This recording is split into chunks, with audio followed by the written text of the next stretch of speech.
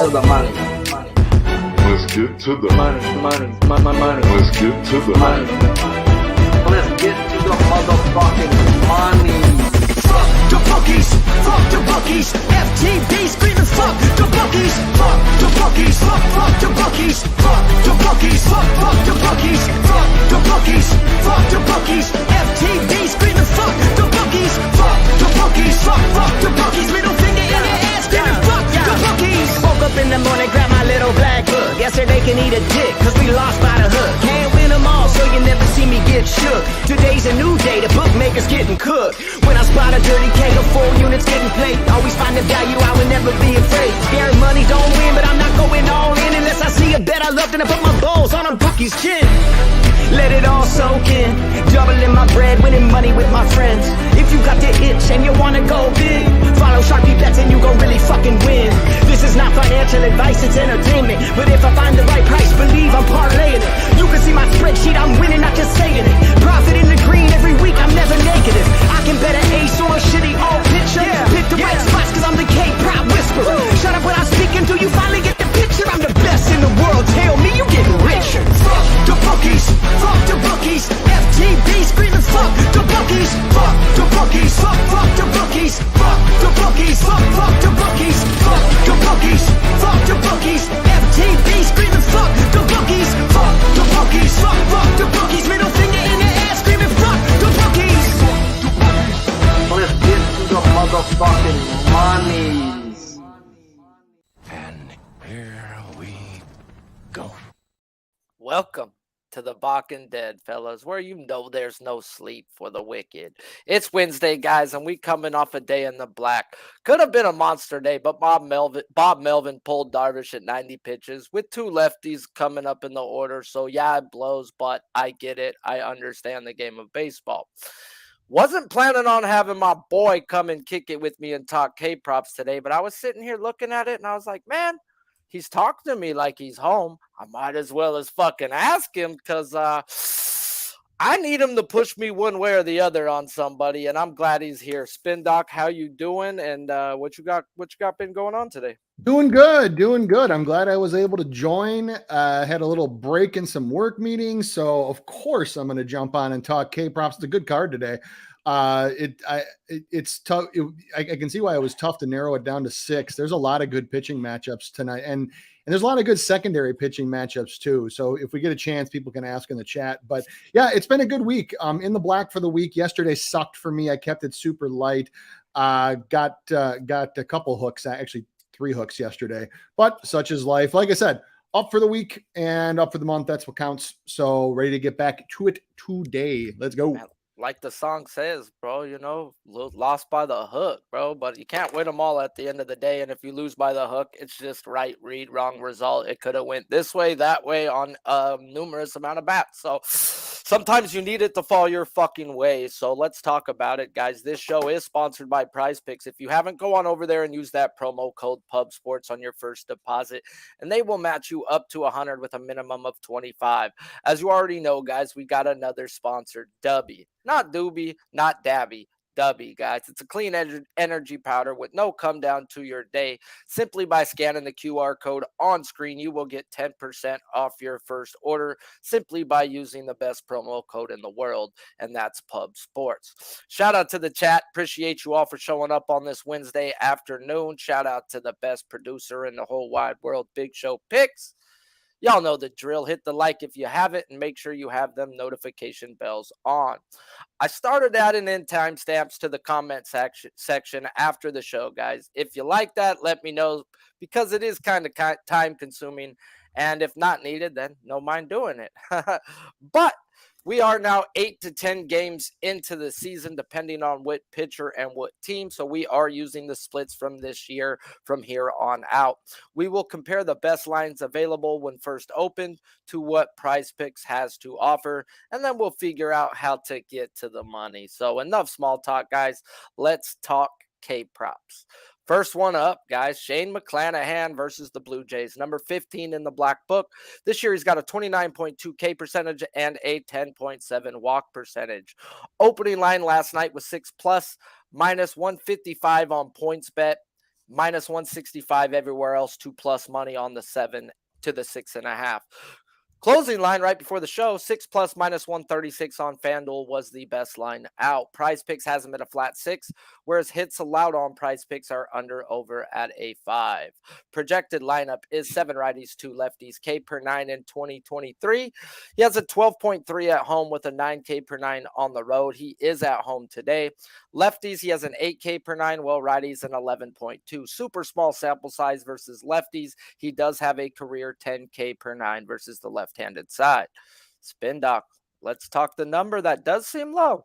It seems low. I get why it does, though. So 118 plate appearances against lefties in the month of May.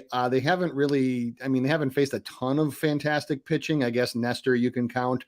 And we're talking about him in a little bit, but only a 16.1% K percentage, 9.3% walk percentage. These Blue Jays have done a good job against lefties, albeit not the tier of lefties that McClanahan is. There's also, for the projected lineup so far, which 2 lefties, 7 righties, you have McClanahan in 88 plate appearances, only 17 strikeouts for a 19.3% K percentage. So I get why it's low. Here's the other side of it, though. McClanahan has an elite chase and an elite whiff rate, 86th and 93rd percentiles, respectively.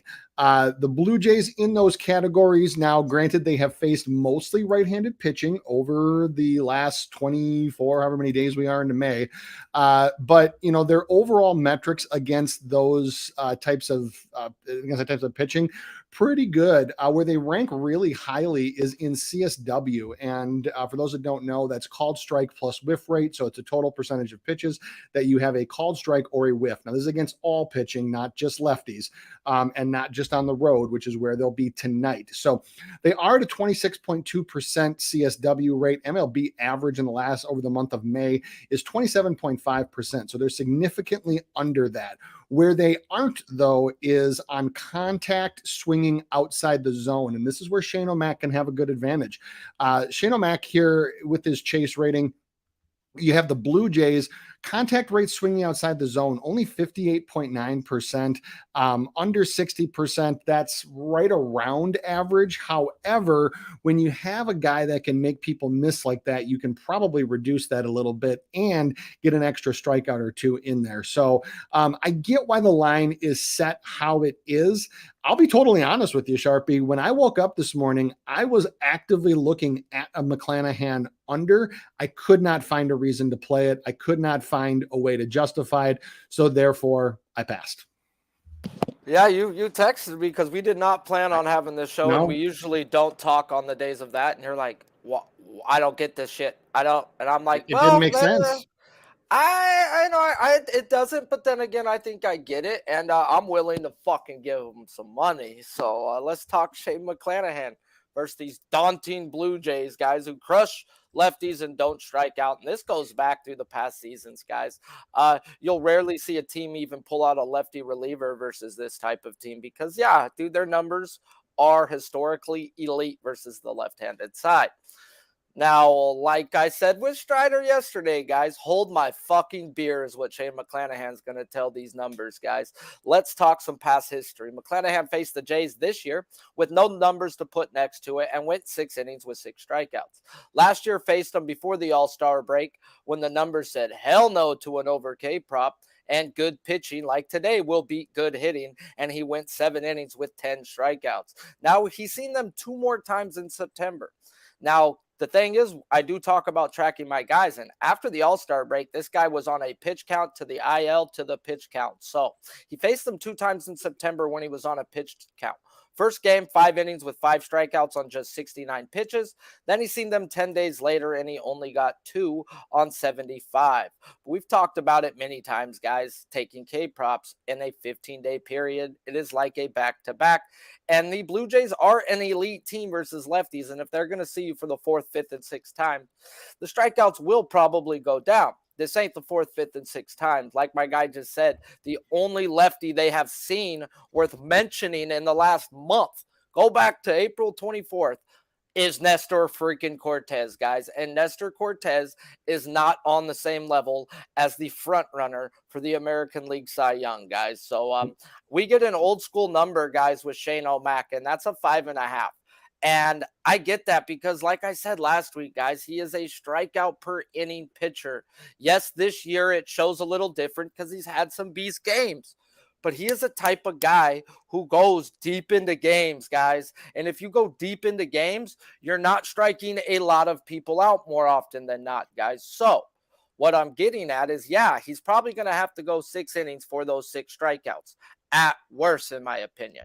Now, we can have that 7 and 10 type day, too, where he also had that. So the better bet may be his outs over 17.5 at minus 140. But I am in on his K prop at 5.5 at the minus 130 that an offshore had this morning. And I would bet him up to minus 150, guys. This guy is a walking 6 strikeouts a game. Go back to last season before they started playing with this man's freaking pitch count. 18 of 19 games, he had 6 strikeouts. 8 out of 10 this year, he has 6 strikeouts. Take out the back-to-back, 8 out of 9, guys. So no matter what it is, good pitching beats good hitting. Just like the White Sox the first time, we got a 5.5, guys. They respect these bats. I don't. So as I said yesterday with Strider, hold my motherfucking beer. And I think Shane O'Mac does what Shane O'Mac does. And at worst gets me 6 strikeouts through 6 innings. Anything else to add on? No, just, when I talked about how I couldn't find a way to justify playing his under, for those that don't know, the way that I cap is, the beginnings are very similar to how you do it, Sharpie, where I compare against, like, this is what the line should be. This is what it is.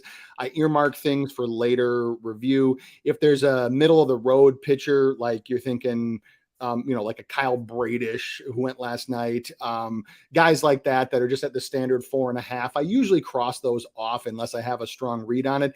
Then what I do is start digging into deeper metrics. And what I actually do is, and I know this is the inverse of what a lot of people do from a capping perspective, is I actually actively look for reasons for guys that make my final cut list. I actively look for reasons to slice to cut them off. Like I'm trying to shit all over my picks before I actually make them, because the way I look at it is, if I can't puncture a hole in it, then other people shouldn't be able to either. Especially you, Sharpie, because you and I research this shit more than anybody that I know. So that's what I mean when I say I couldn't get there with the under, is I had him marked for under, and I just kept looking at it. And I'm like, there's a reason why I haven't pulled the trigger yet. And hearing you speak about it makes me feel that much better about passing. I mean, you got to also look at where they opened it. And every book except for like 2 had them juiced to minus 155 to 70 or plus money. So they got the under money they wanted. Now they're getting the over money they wanted. And the book's fucking happy. They got vig both ways. They don't give a damn what happens. And their job is to get money both ways. So I even told my people last night, like, bro, we're going to get it to come down. They're going to get the under money because he is a strikeout per inning type of guy, but he does have that capability in him to put a bunch down. So realistically, put Kevin Kiermaier in that lineup for me today. No, I think he's hurt, but either which way, I expect good pitching to beat good hitting in that situation. Now we get to talk Nasty Nestor, guys, and what seems to be a John Gray type guy this year, which I hope not, but if we spot a trend, we got to talk a trend. Black Book number 56, Nasty Nestor Cortez at the Orioles. 2023 has a 23.5 K percentage with a 6.9 walk percentage. Morning line 6+ minus 130 was on DK, and the best line still is on DK at the minus 125 line. PrizePicks has him at a 5.5. Pitching outs on PrizePicks under over 17.5. Projected lineup for your Orioles are 7 righties, 2 lefties. K per 9s this year. He has a 7.9 K per 9 at home, 10.3 on the road, where he has a 7.6 versus the left-handed side and a 9.2 versus the right-handed side. Super small sample size from the left-handed side. He does have a career 10.3 K per 9 versus the left-handed side. Let's talk Nasty Nestor. Oh boy, not so nasty this year. So here are the numbers that I keep coming back to with Nestor is 91.5, 86.4, and 76.1. What those three numbers represent are the velos on his four seam, his cutter, and his sweeper, which are the pitches that he throws almost 95% of the time. Each of those is down by a half a mile an hour over last year. It has gotten better. It's gotten better over the last few starts. But I still ask myself with this guy, how the fuck does this guy strike anybody out? Because he throws a four seam and he throws a cutter and he throws this shit in like the high 80s and low 90s, and it doesn't even really move that much. If you look at a location chart for his cutter and his four seam, the shit comes middle in and guys just swing through it, and I don't understand. That said, Baltimore's swing metrics averaged over the course of May. The strikeout percentage against lefties, 194 plate appearances, 20.6%. They are walking a lot, 12.4%. So very, very average. However, there's a big discrepancy here because Nestor has faced this projected lineup 90 times, and he struck them out 35, which is a 39% strikeout percentage, which is absurd. I do not expect that to continue tonight, but for a guy that just like for pitchers that I don't know or that I don't know as well, one of the things that I look for is I look if they have a true blue K pitch, meaning like a wipeout slider that has a huge break, or like a 12-6 curve, or they can run their fastball up in the zone at 94, 95. Nestor has none of these things. So for me, I can't reconcile the Baltimore's K percentage against lefties versus his history against them. It's a pass for me because I don't really want to be on a Nestor over until I see his velo maintain last year's levels for an extended period of time. I'm literally getting bum rushed by all my cats right now. They're chilling on me like we're just gonna have a good time right now. So yeah, guys, we got over 57 live and only 30 likes. Come on, man. I don't ask for much. It's really disrespectful to say the least. So if I have to beg for likes, I'll just drop in a weekend play and just do it as we do, guys. So let's talk Nestor Cortez. Now we get to talk old dirty Nestor. He used to be nasty Nestor, but he gets these birds. And if we look at the last 4 games with Nestor, it's been bad, good, and now we're on to today. Not saying we're going to get a start seeing a trend with him, but I've noticed this with guys in the past, guys, a la John Gray last season. So I don't want to start seeing good, bad, because that means I got to just chuck you out the damn window, bro. You need to start stringing in a couple games together. If we look at the past history versus these O's, he's already seen them this year, and they had no numbers at the beginning of the year. He went 5.1 innings with 5 strikeouts, and he was cruising until the 5th when he started to run into some walk troubles, guys, and then he got pulled. Now, he played them 3 times last year, one being at the beginning of the year, so no numbers. He dominated 5 innings with 12 strikeouts. Then he's seen him 2 more times when the numbers said yes to the over on his K-prop, and he freaking delivered. 5 innings, 7 strikeouts, 7.1 and 12. Now, we go look at the O's numbers over the last 200 plate appearances, and they're elite. They're not like the numbers last year that he's seen. So they're tops in the walk percentage, they're tops in strikeout percentage, they're top 10 in every hitting category. And we still ran McClanahan up versus these guys, and we hit by the hook. Why? Because good pitching beats good hitting. So it's hard for me to take in the past history when he did face them and the numbers said yes, guys, but he dominated them when the numbers said yes. Now, he ran up versus the Jays last week when the numbers said no, and he went out there and put a good game together, guys. Nestor has that capability to string quite a few good games together. So over is the lean. There's no way I could put money on it at the time because I need to run my hogs against teams where the numbers say no, a la Shane McClanahan, and not Nestor Cortez, who at any given time can get booned. And I talk about it all the time, guys. Your pitcher can be humming, and for any given reason, whether it be analytics or whatever reason fit, Aaron Boone will take your pitcher out the game when you're about a hook away and his pitch count is beautiful. So I call it being booned. It happens to me more often than not to where I stop betting on Yankee pitchers other than Garrett Cole. and Rodon if he ever freaking shows up. Or Herman if he doesn't have to wash his hands. Man, dude, I can't even bet on somebody like that. Hey, But hey. for unders, bro, his next game, his under is going to be fucking tits. Bet These his under. these Yankees need to take lessons from the master. They literally have the best fucking cheater in the game, and maybe in baseball history, in Garrett Cole, about masking it, about covering it up, about all that shit. They have everything, and they're getting lines of 4.5, 5.5. They got to take lessons from the master, man. Hey, but that master ain't been no master anymore, bro. They figured him out too. Look at his spin. You brought that up last time you were on here. Garrett Cole's spin rate, bro. I looked at that yesterday. His vertical drops down, his spin rate's down, his strikeouts are way down. Way down. No shit. The guy's not cheating, but Can't he's cheat. Still, That's he's why. still a good pitcher. He's still gonna go 6 innings, guys. But damn, I wish I would have been on his under. I wish they would have put more righties out there. I was so scared with the lefties that I pied out versus Cole, but it was under nothing, and it was a dead ass under, not nothing. So let's talk Kodai Senga at the Cubs, number 65 in the black book. This year he has a 29.4 walk K percentage with a 13.9 walk percentage. Oof, that would have been real bad for a walk percentage, even though his shit's damn near up there. I think only Edward Cabrera as a starting pitcher has one worse, but Sounds right. yeah, we're not Sounds talking about right. We're not talking Fuki boy who's been put to the bullpen. Morning line 7+ -110 on points bet. Closing line is -112. Best line available on FanDuel. PrizePicks is at 6.5, where his pitching outs on PrizePicks under over are at 16.5. Projected lineup 7 righties, 2 lefties. K per 9 this year. Elite versus home, road. 11.5 each way, doesn't matter. Lefties, righties, 12.5 versus the left side, 10.6 versus the right-handed side. He has been that dude when he is on. Spin Doc, let's talk. Senga, Jenga. Oh, Senga, yeah. Senga, All right. Senga.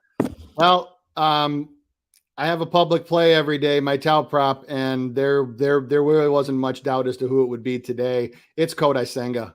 Over 6.5, -112 on FanDuel. Book that, lock that in.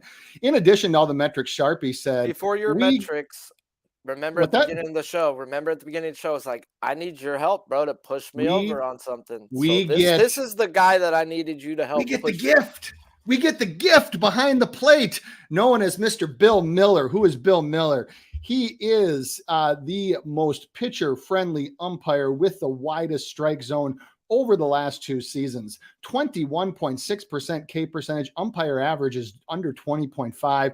In games that he umpires, strikeouts can go up by as much as 11 to 15%. The man has a wide zone. Why is this important? It's important for Senga because, yes, in his last start, he did have complete command of the lower part of the zone with that 4-seam fastball, which then allows him to just destroy hitters with the ghost fork. Because if you're hitting the low spots on the zone, that's what the ghost fork looks like. When it comes in, you have to swing, or you have to at least think about swinging, and that's how you get whiffs. That's why Senga has an 80th percentile whiff rate. If you're going to give me an umpire like Bill Miller that has such a wide zone and can get a strike call here and there that might be on the questionable side, he's just very generous with pitchers. And so when you combine that with the 26.3% K percentage that the Cubs have had against righties in the month of May in 600 plate appearances, that is not a number that you see very often. Normally, if you get 600 plate appearances, even for the bad teams like Oakland or Seattle, you're seeing like 23, 24, 26% is a shit ton of strikeouts.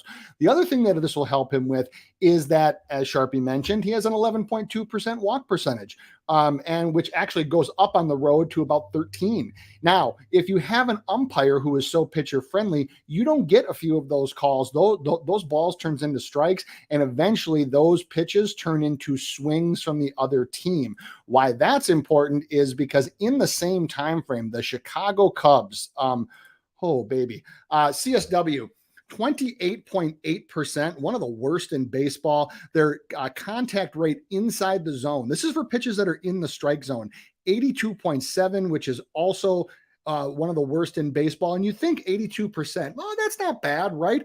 These are pitches right down fucking Broadway, and they're missing 1 out of every 5 of them. A major league hitter shouldn't miss like any of those. That's like a layup in basketball.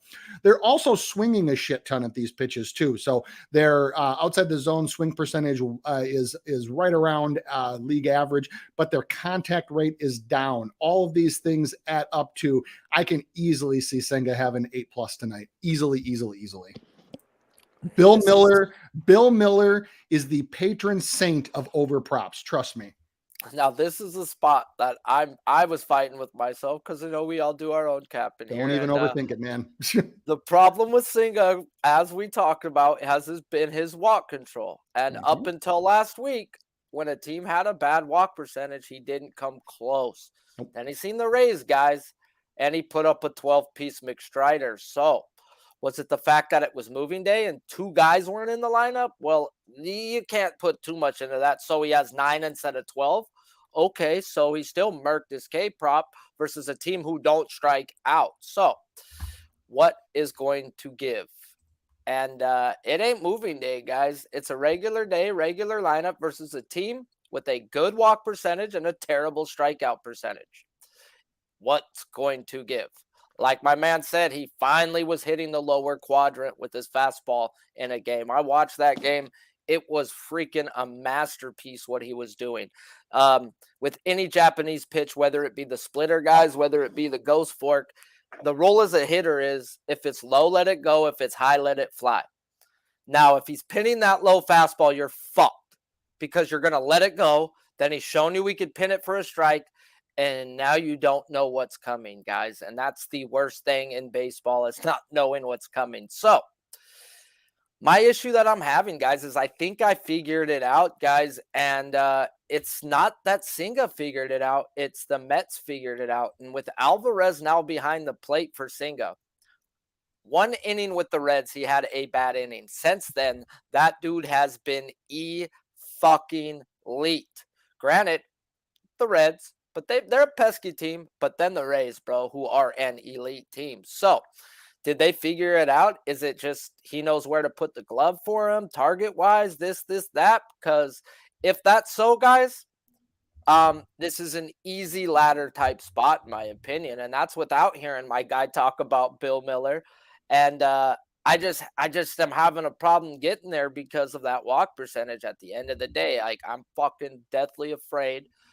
But then again, if he figured this out, we will never, ever see a line like this again on him, guys, because if he keeps pinning this lower quadrant, and we've talked about these Japanese pitchers being finicky, if he's figured it out, this dude was elite, guys, over in the Japanese leagues where guys like Trevor Bauer get sent down.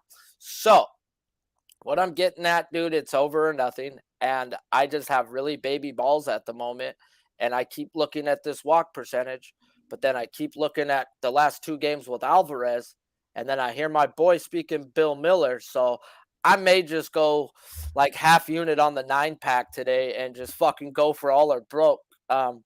Is what it is. I'd rather be super right or just not wrong. You know, I'm just a pussy when it comes to that. But at the end of the day, my guy's been hot. He's got a great winning percentage when it comes to putting out these things. So you better get in where you fit in before that line starts going up. The other thing to mention, just one last thing, quick thing with Kodai, is that he was supposed to start yesterday, but the Mets moved him back and started McGill yesterday because they want him to be on regular rest. Sharpie, you've talked about it many, many times on here, is that these Japanese pitchers are so finicky. They're so routine based. When you get them out of their routine, they are fucked up and they can't throw their regular.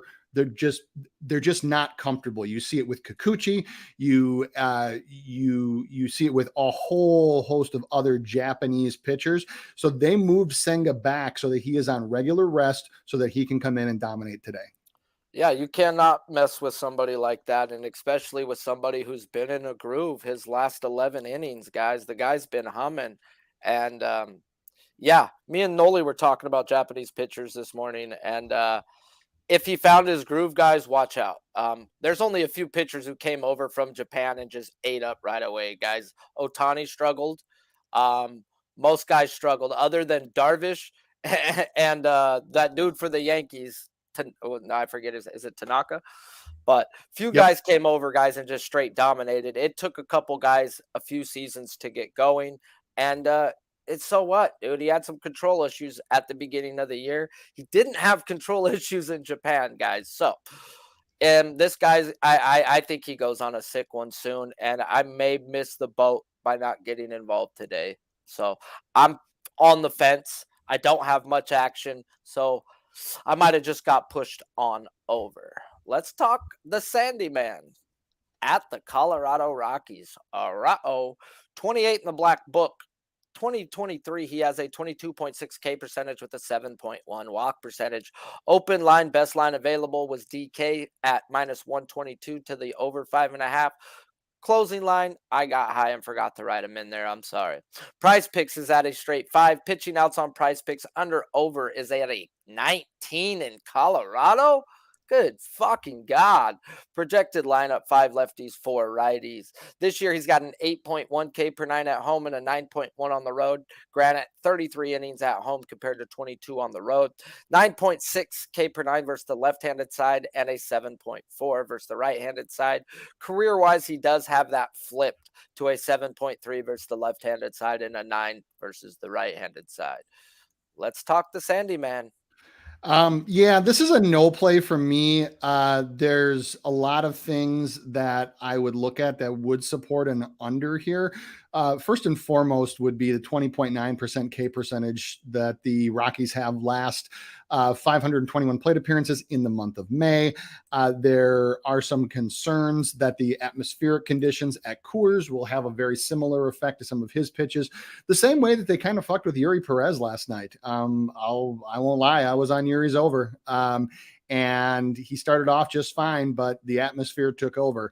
And for a pitcher that pitches like Sandy, there are a few of his pitches where he does need that Magus force. I won't take the time to explain to you what that is, but basically know that that's what gives pitchers their movement and their spin. And you need a whole host of air molecules behind you to make that happen. That does not exist in Coors. So this number to me seems very, very correct. And for me, this was one that I actually crossed off pretty quickly. I don't want to go with the under just because Sandy is a pitcher that can go 8. I mean, he can pitch the whole damn game. And so when you do that, you give a pitcher like that so many opportunities to hit this. But I've seen the air and Coors fuck up pitchers just like Sandy over the many seasons. So this is one that I decided very, very quickly I just wasn't going to touch. I mean, I knew you were on him yesterday, so I didn't text you after first because I'm not a dip like fine. that. No. But I was watching the game because I mean, my son comes home from work and asks to rewatch Yuri Perez games like that. Like he's a pitcher, just like, hey, can we rewatch it? I'm like, fuck yeah, let's go watch it again. But in the first inning, bro, and I'm gonna blame it on the catcher. Like, why did he keep throwing a slider yesterday when it wasn't nowhere near the fucking plate? 5 miles outside the zone. Where it had no break to it. Like, it was like, what are you doing? Fastball, change up, throw out everything else, and you'll murk this team.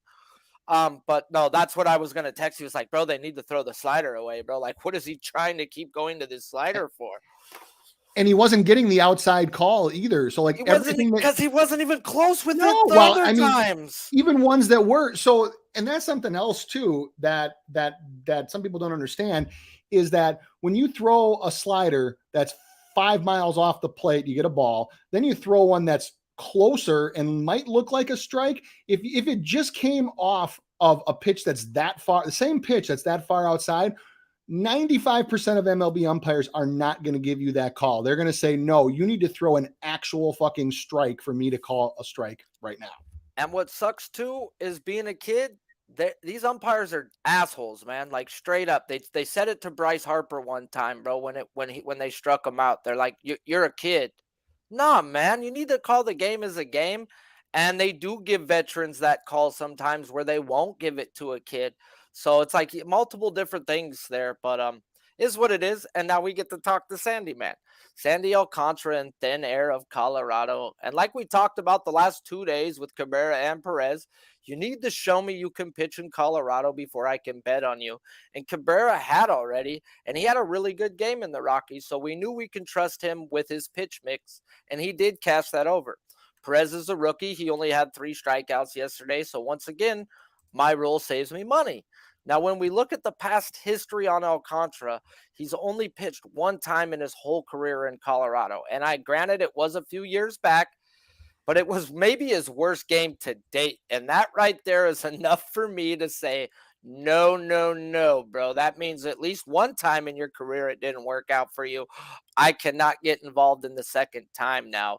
The other thing that's not going to favor Alcantara here is the fact that they are projecting 5 left-handed bats. Now, I know he has a K per 9 this year higher versus lefties than righties, but career-wise, guys, it's the other way. And I do expect his career numbers to come out when it's all said and done. So, yes, many things are telling me to stay away from this spot, guys. And it's not just the numbers the Rockies do carry into this game, guys. They're not striking out, top 5 in batting average, top 10 in OPS, middle of the pack ISO. The only thing that says he may hit his over is their measly ass walk percentage, guys, they carry into this game, and their whiff percentage they bring into it can add up to an over for Alcantara here. So strictly is, I've got to stay off.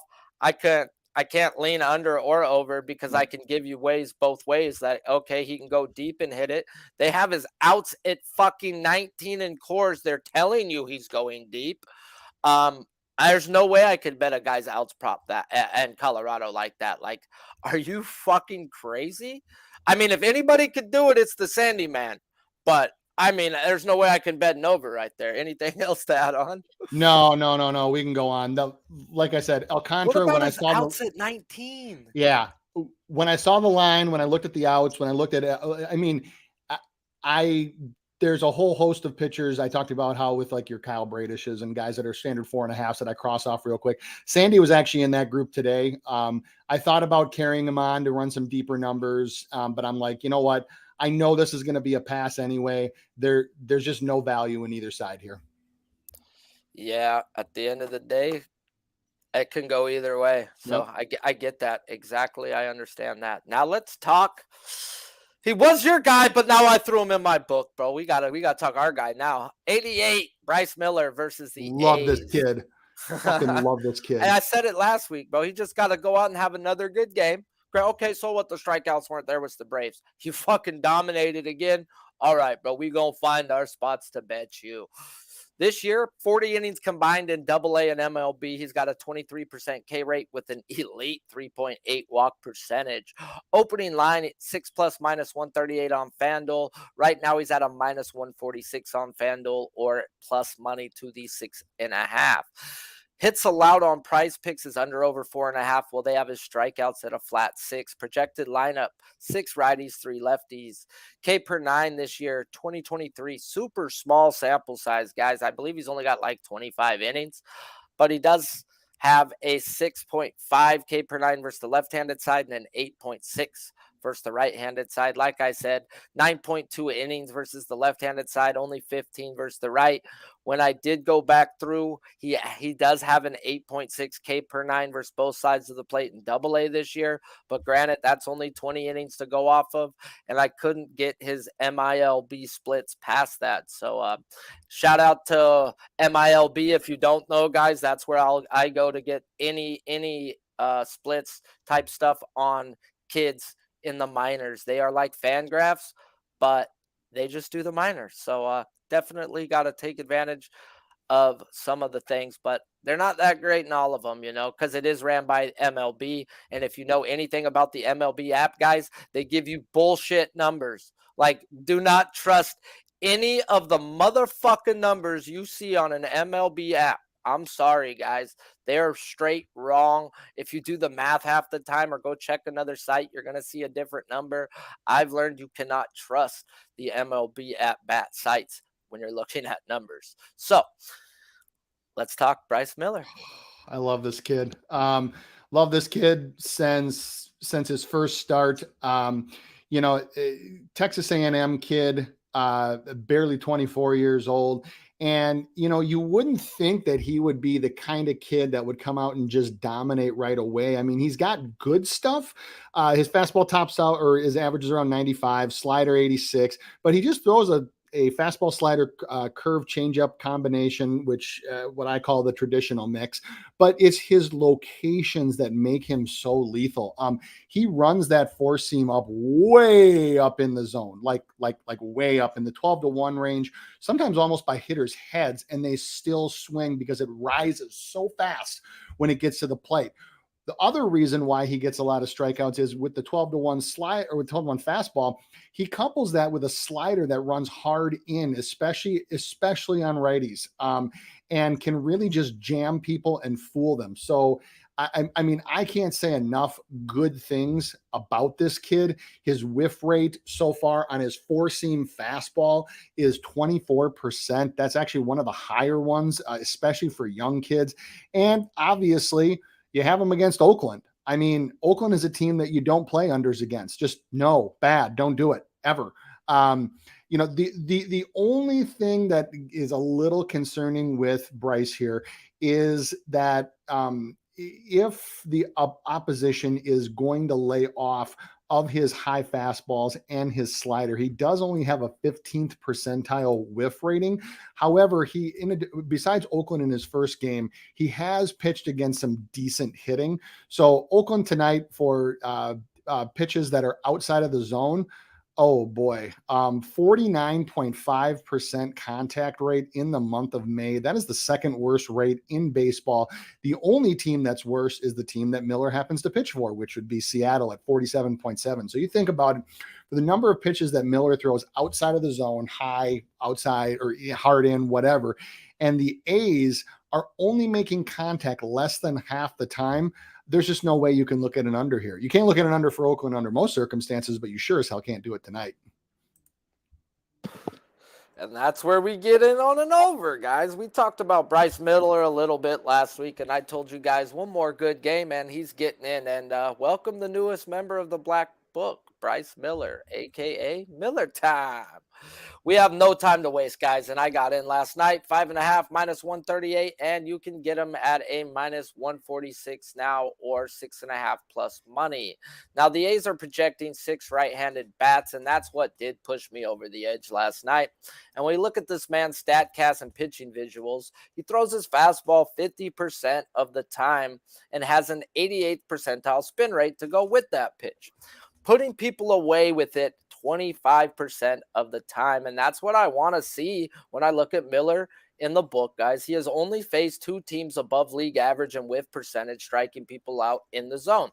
More often than not, guys, that fastball is in the zone with just nasty fucking movement. And the first game was the A's, where he ended up with 10 strikeouts. The second game was the Braves, where he went deep into the game, but the strikeouts weren't not there. So what's the difference in those 2 teams? Well, a whole fucking lot, guys. But the key factor to me is the Braves over the past few seasons has been one of the better high-velocity fastball hitting teams versus the right-handed side, where the A's cannot say they're elite at fucking anything other than their walk percentage at the moment. The A's are striking out at a 28.8% clip over the last 15 days. The last time he faced them, it was a 28.2. Their hitting numbers may be just as bad or worse than the last time they faced him, guys. They're bottom 3 in every category I like to look at. Now, in a small sample size, guys, he is striking out right-handed batters almost a K per inning, while lefties at a measly 6.5. But like I said earlier, what I could tell from his splits in the minors, he did average a K per inning versus the left and right-handed sides. But I only had like 25 innings to dig through. So there wasn't a lot of stats and stuff in his minor league stuff that they were giving me. So the fact of the matter is they are projected to load up righties. And from what I've noticed with the A's, we can get 5-7 right-handed bats. They did run 5 one day versus Hunter Brown. So there is the chance of that projected 6 not being there. And I'm okay with that, guys. At the end of the day, I've seen what this dude can do, and I know what these A's cannot do. So the more the merrier for the right-handed guys. So give me that 7. Let's put Jesus Aguilar in the lineup today. So the more the merrier, guys. And I am on this. They're chasing, they're whiffing. and it's Miller time. This dude don't walk people, guys. So he's going to attack you. So I'm not talking the trash ass alcoholic beverage, guys. Sorry, Nick. But it's strikeout time, guys, when we say Miller time. I'm on the over 5.5 minus 138 at FanDuel. And he's still at that minus 146. I don't like paying more than minus 140 for guys that are not hogs, guys that haven't earned my trust yet. And guys, this is the first time I'm going to be on him this year. So I would recommend him pulling him down to 6 and win, or to take McClanahan down to 5 and him at 6, and you still get even money that way. So I'm not willing to chase the number after it went up to 6.5 personally, because I don't chase numbers. That's just one thing I don't fucking do, guys. So should have been a 5.5. It got bet up, and is what it is. Life's a bitch and you marry one, and you find another way to get that number that you want. And by pulling it down to 6 and win, you get minus 125 to a minus 140. If you got a legal book, you get the minus 125, guys. You get taxed if you're on an offshore, guys. So life's a bitch and you marry one. And we cashed us some Bryce Miller over strikeouts today. What you got? Anything extra about him?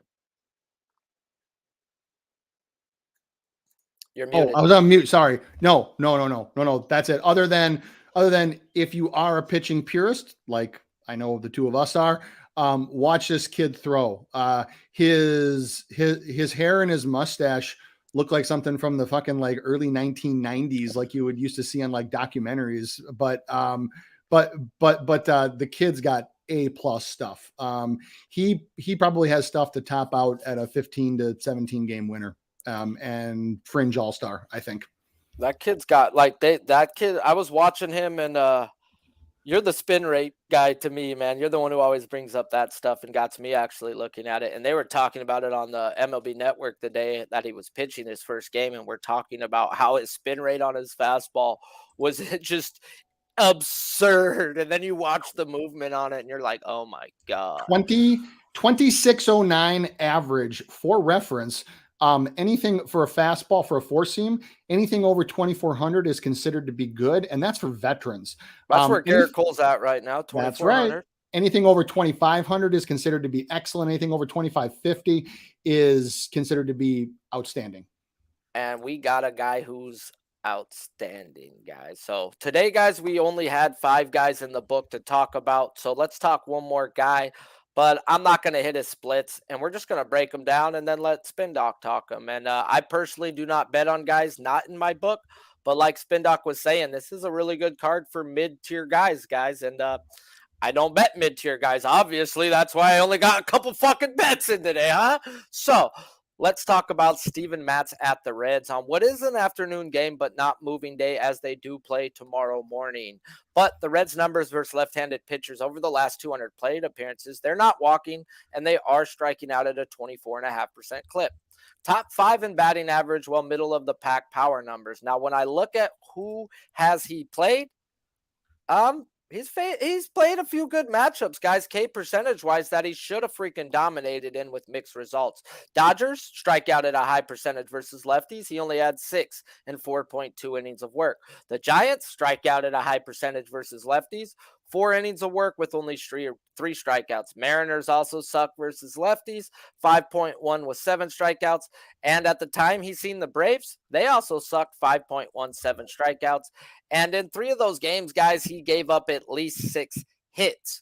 Hence, guys, I'm never going 6 innings. I mean, he's never gone 6 innings this year, period, guys. He hasn't made it past 5.1 innings of work in any freaking game. Now, the numbers say play, and a lot of people will play good spots. I like to play my guys in good spots, guys, and his number's 5.5 plus money, and I think he actually hits this over while getting the dog shit kicked out of him.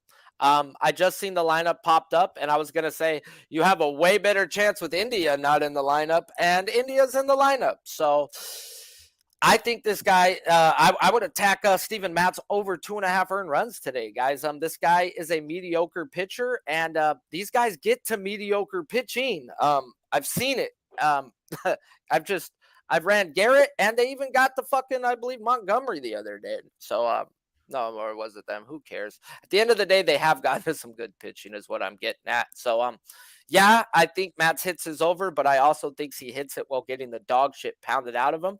And I'd hate to be involved in games like that. I'll take one that cashes like that, but I hate to be involved in games like that. Anything on Steven Matson? Someone asked about Paxton. I have nothing on him. Paxton, the way he's lined seems to indicate, I know his averages look like he's going over. The way it's lined would tell you otherwise. That's a huge red flag discrepancy for me. So I passed. Matt's made it through several rounds of cuts for me. I was looking strongly at his over. I can't get there straight up. I just can't get there. I talk about my capping method, how I look to poke holes in my own plays. And if I didn't cap like that, I probably would already be on Matt's over. So maybe it'll cost me money. Maybe it'll save me money. We'll see what happens. I'm not going to be too upset if I lose a juiced over prop for a pitcher on the road. I'm just not going to be that upset about it. He says, I'm all good, guys. I'm all good, guys. So if you're just showing up for the recap, do me a favor and hit that like button. It does help the algorithms more than you know. Today on the Balking Dead moving day version, for the most part, we started off with Shane McClanahan versus the Blue Jays and how I am on the over 5.5. And I got it on a certain offshore at minus 130, and I would pay up to minus 150 for a hog like McClanahan. Then we talked Nestor Cortez versus the Orioles, and it's just a lean, guys, but the lean is over for me on the K prop. Then we talked up the guy where he next to me dropped his play of the day. Tout prop number, I can't tell you the number. 27 or 28. Ooh, I lose Mike track Trout. too. Mike Trout number. Oh, you know it's going to be a good day, guys. The next one up was Kodai Senga at the Cubs. And on this one, guys, I am having issues with this, but it is over or nothing, guys. And especially with what my guy brought up during the show, Bill Miller is behind the plate. So maybe a ladder time, guys, but it's going to be a lesson for me for the most part. So until I feel comfortable, then I'll feel comfortable. But that walk percentage has scared the death out of me. Then we talked to Sandy Man at the Rockies, and my rule is, just like Yuri and Cabrera the last few days, you need to show me you can pitch in the thin air of the Rockies. And then Alcantara's only pitched there one time, and he may have had his worst game of his career. So that was an easy stay off. Now the last guy up, sent it, and everybody else should already know because I posted the damn GIF, is Miller time, guys. I am on Bryce Miller 6+ at minus 138 at the time of the show. You can still get him on FanDuel at the minus 144. I don't like paying too much more than the minus 140 juice for a kid. I know it's only 6 more cents, but I preach about knowing juice, guys. So if you don't mind juice, get in. If not, take them down to 6 in the A's to win, guys. I just hate to bet on a team to win when the best teams in baseball only win 60% of the time. But they do have the better bats, they do have the better pitcher, and they do have the better bullpen. But the bats, that might just be the names right now because, like my guy said earlier, they have not been producing. I do appreciate you guys all for tuning in to the best MLB prop show on earth, The Balking Dead. If you haven't, hit the like button on your way out, and let's get to the monies. And like I said at the beginning, guys, we're now adding in timestamps for those who are busy and want to catch a certain breakdown. I gotcha. As you already know, guys, I'm Sharpie's Bets. The guy next to me, Spin Doc. Tell them what you got going on, where they can find you. And you're muted. He had to go, Sharpie. Oh, well, Spin Doc is at Spin Doc Sports on Twitter. He has a real life and a real job, and he went to work. He already put out his tout prop play of the day. If you were tuning in, it is on Senga. Senga, Senga, Jenga. Senga, Senga, Jenga. This show, guys, is sponsored by PrizePicks. So if you haven't, go on over to PrizePicks. Use that promo code PubSports. Get a match deposit up to $100 on your first deposit, minimum of $25 with a one-time rollover. Who does that? Who? PrizePicks. So go use that promo code PubSports. And until next time, I'm Sharpie's Bets. Spin Doc Sports was here joining us. And this show is produced by Big Show Picks and on Pub Sports Radio. Until next time, guys, some say we be pubbing. I say McClanahan! Keep firing, assholes!